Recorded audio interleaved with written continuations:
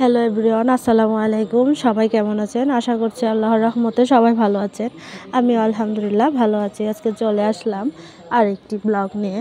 আর আজকে হচ্ছে যে ব্লগটি নিয়ে আসলাম সেটি হচ্ছে আজকে আমি যে ট্রেনিংয়ে গেছিলাম সারাদিনের যে জার্নিটা সেটাই আপনাদের সাথে শেয়ার করব।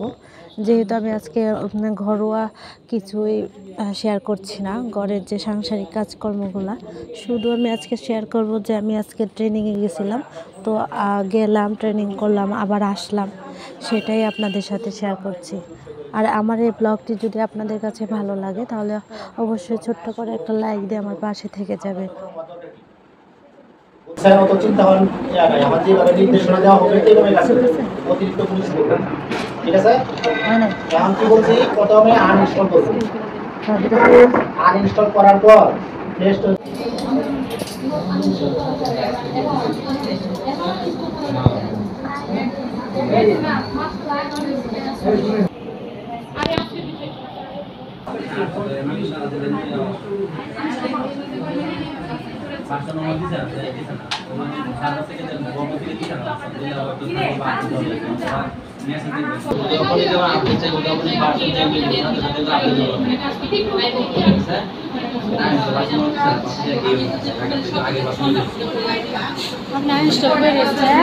আমরা এখানে অনেকজনই ছিলাম, যেহেতু হচ্ছে আমাদেরকে বলা হয়েছিল যে 10টার ভিতরে যেন আমরা অফিসে উপস্থিতি থাকি।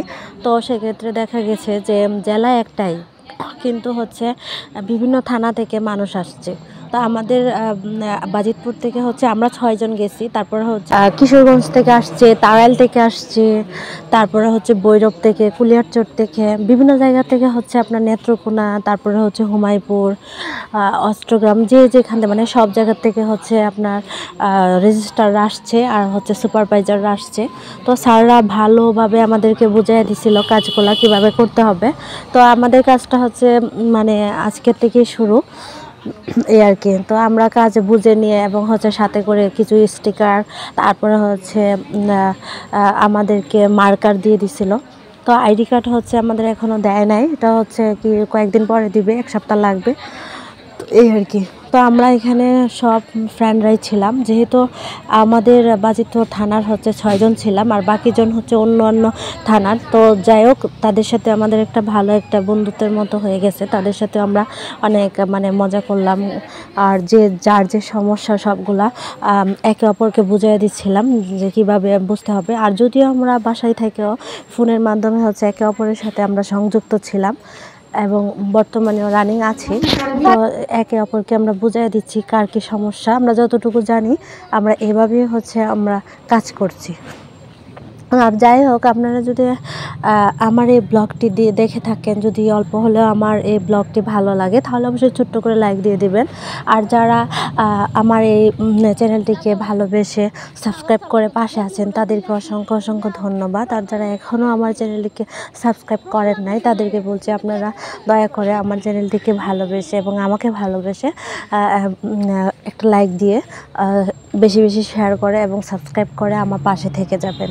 এতে আমার কাছে খুবই ভালো লাগবে এবং আমি ভিডিও বানাতে উৎসাহিত হব। যেহেতু আমি একটা চাকরি নিয়েছি, ছোটোখাটো বলেন আর যাই বলেন, এর ভিতরে হচ্ছে আমি আপনাদের জন্য আমি কষ্ট করে ভিডিও বানাচ্ছি।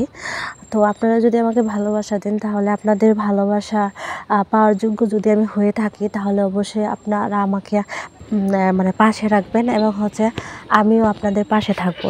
যে আশা নিয়ে আপনারা চ্যানেলটিকে চ্যানেল চালাচ্ছেন তাদেরকে আমি অবশ্যই আমার তরফ থেকেও ভালোবাসা অবশ্যই ইনশাল্লাহ দেব। একটু আমরা আছে না, ধৈর্য লাগবে, ধৈর্য ছাড়া আমরা পারতাম না, ধৈর্য ছাড়া পারবো না।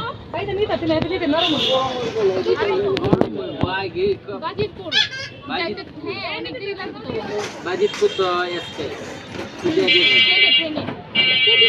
না, তাহলে জানি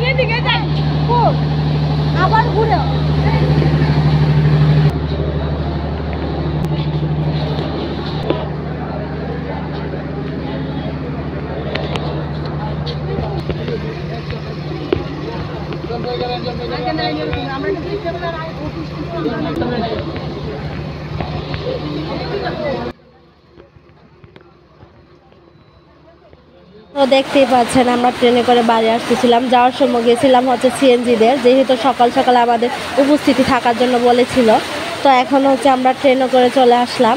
তো আমার সাথে যে বাকিজন ওরা হচ্ছে এক এক জায়গায় নেমে গেছে, আর আমি আমাদের স্টেশনে এসে নামলাম আর বাড়িতে চলে আসলাম।